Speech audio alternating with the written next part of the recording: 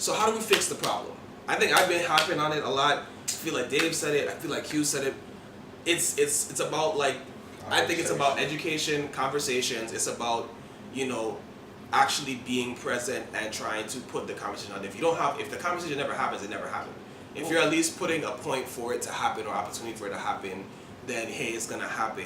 But also just like the education, and I feel like there is something to say for understanding your sphere of influence. Like, we've gotten away from the whole village nurturing the kid thing because we've become so narcissistic that we don't realize that we have influence on the people around us to the extent that we do. And I feel like if people value that better, it would be for our better interest. Okay, this is the societal example of something. All right, how do we get to that point? Who elected these people who have this merit to represent the general public? Mm-hmm. And I feel like that's one of the things that we really struggle with, because we have people that have the most influence in music and film and just, you know, social media, whatever the case may be, and their opinions aren't ones that are progressive, that are positive, that are influential in the correct way. So I think that makes it especially challenging. Whenever, I'll give you a prime example, positivity in music is considered lame. You know what I mean? And we can go into that whole argument of, oh, it's expression, you know what I mean? We're not glorifying this, blah, blah, blah, but let's be real, you know what I mean? The majority of what you hear in music is not positive. And that just further taints the idea of masculinity. All right, I'm not a man unless I'm strapped. I'm not a man unless I'm out here playing this who has the biggest penis in the room game. You know what I mean? When I was working for Coke, I was at a Bilo, and there was a truck driver in there. Yeah. It's cool. There was a truck driver in there, and he was like, hey man, you know, talking about football, blah, blah, blah. What's your favorite team? I don't watch sports. Look. And they're like, I don't like sports. Like, nigga, you don't watch sports. No. I went through that same thing. Are you like girls?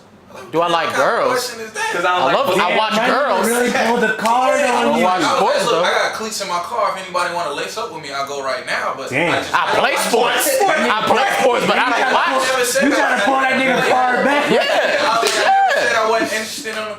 People automatically assume like I'm more feminine because I don't watch sports. Every man should be able to channel a certain degree of femininity. Is that a word? Femininity. If you want, but I think you should say something more like emotional intelligence and emotional awareness. Well, that's because when you say femininity, then it makes it a female perspective. Yep. And it's like then when you because when you turn things into male and female, it starts to subconsciously become a battle. So when you just say this person is emotionally aware, it's like for me, I have a kid. I never see her. It's a different thing. Whole different story.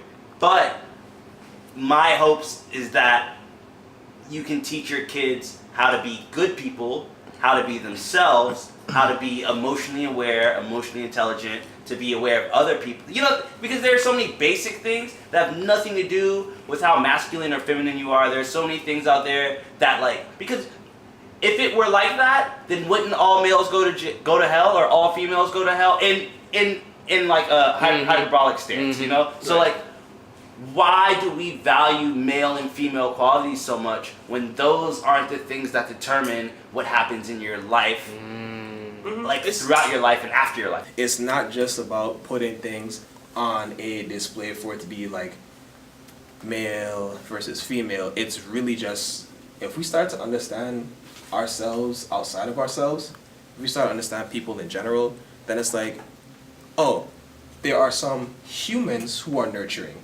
Not nurturing is a feature of being a woman. Right. Nurturing is a characteristic of certain archetypes of people. Mm-hmm. And you should understand that and know to take that to some people. But at the same token, you should also understand, and I think, Willie, you can attest to this, a lot of people who are nurturers are healers, and everyone's coming to them. So it's a lot. Right. It's a lot for a nurturer. Because I'm of a nurturing archetype, and it's hard when everyone wants to be nurtured, you know. So if it's hard for you as a non-nurturer to go to another guy, imagine how it is for a nurturer guy to be like, oh man, I know I gotta go find somebody who I'm not gonna be a burden to, but they can at least handle me talking to them about this for about 5 seconds.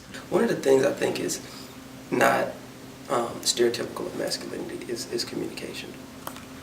Nobody, I'm sure we've all had conversations with people, women, and they have trouble communicating with a man. Then that man may be their significant other.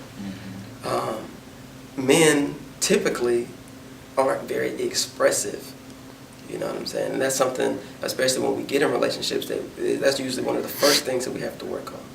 It's just being able to express ourselves, being able to be like, okay, this is how I feel, and this is why I feel this way, and this is how I'm going to show how I feel this way. You know what I'm saying? Some people have to do push-ups. Some people have to, play basketball. But after a while, you're just going to have to talk. There's been females that I've dealt with, females that I've liked, and then Females, cats, female dogs. you right. There's been women that I've dealt with, and then they'll just stop talking to me, or they'll distance themselves, and I like, what's going on? Like, what's wrong? Why don't you talk as much? And they're like, well, you made me nervous. You were too nice. So and that used to create some sort of, I thought something was wrong with me for a while. So it's just like, well, what do I do? Like, what do I continue to be nice? Because I've seen, do I do that? Like, do I see how my mother was treated and repeat it, or do I see how my mother was treated and I try to do the exact opposite and put that into the world instead of what she's experienced, instead of what I want my sisters, do I create something that I want them to look at instead of them going towards the opposite because they see, oh, my brother treats women like that, then it's okay for somebody else to treat me like that. So I'm kind of in the middle, because from my own experiences, it's been times when, like I said, just talking to women, going through high school and the beginning phases of college, but I think that's a maturity level as well.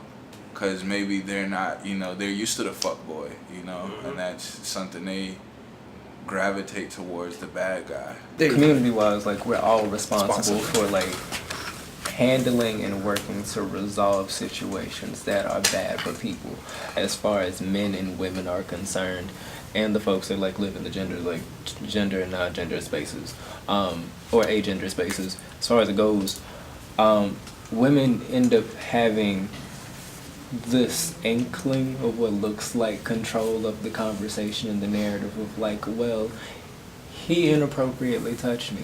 He's not necessarily there were things that happened that I did not agree with. It looks bad for us, supposedly. And I use the quotes because the simple matter of the matter is for the actual passes of the thing, as far as patriarchy is concerned, men are the majority. Obtain and have most of the power in most sites of relationships and things. And the reason that it starts to look funny is when women, there are plenty of women that cry wolf, just like there are plenty of men that cry wolf and say I never did any of that shit. Plenty of women have done that. We're not discounting them, but for the women that have been genuinely in places or been in circumstances that their hands were forced, or they had things that they could not control, it looks awkward for the men who have not done anything to say, well, I can't even go around and tell a woman that she's looking beautiful without her claiming sexual harassment. It's because the actual environment in the spaces are not safe. There are women who literally end up saying I will walk on the other side of the street so I'm not catcalled. There are women that end up saying I will walk in groups of women so that I don't have to deal with this shit. A solution to this problem, where we can go from here, is that when you hear your mothers, your daughters, whoever that's female, when you hear them say stuff I don't like that, don't be oh, whatever, you just listen. Be you know what, damn, maybe that does suck to have somebody catcalling you, even though you do look good. You look in the mirror and say, I look good. But maybe you do feel harassment with somebody treated. How would you feel like that? And then listen, but first, as a man, since we're talking about black masculinity, listen and question yourself. The things that I do, you have to why learn, do I do criticism these though. you have to learn criticism and learn how to handle and manage that. So many people don't learn about criticism or how to take that until they're adults. That's okay. But they can still learn. You know what I'm saying? You're right. And No, I'm with just that- saying, like, I'm just right. saying in perspective of right now, where we are right now, just you Right, know, yeah, and that's for true. sake of but- conversation for anyone that Right. might watch So, and not know. and if nobody else telling you, then people on this documentary listen to us. If you never learn correction or criticism from anybody, then learn it from us. You know what I'm saying? On this documentary, if you a man and you watching this, somewhere in your life you violated yourself or you violated the women you care about. We telling you. So now that you heard that from us, if you want to be a part of the solution and not the problem, first, you know what I'm saying, have that emotional intelligence. Learn to care for people in a more wider way. You'll learn when you hear the woman that's important to you, when you hear her complain, when you hear your children complain, when you hear your mother, your grandmother complain. The way you learn how to care for people more is listen to their complaints. Don't just be like, oh, it's noise. Be like, wait a minute. Okay, I've never felt that pain. I've never experienced that pain, but what must it be like to feel that pain? You know what I'm saying? And then question the things that you do every day, the things that you think are manly, to be specific, things that you think are manly that give you your masculinity. Question those things. Why do I think that those things are manly? Are they really manly? You know what I'm saying? Where did I learn it from? Who taught me? You know what I'm saying? That's where you can begin to be a solution. You know what I'm saying?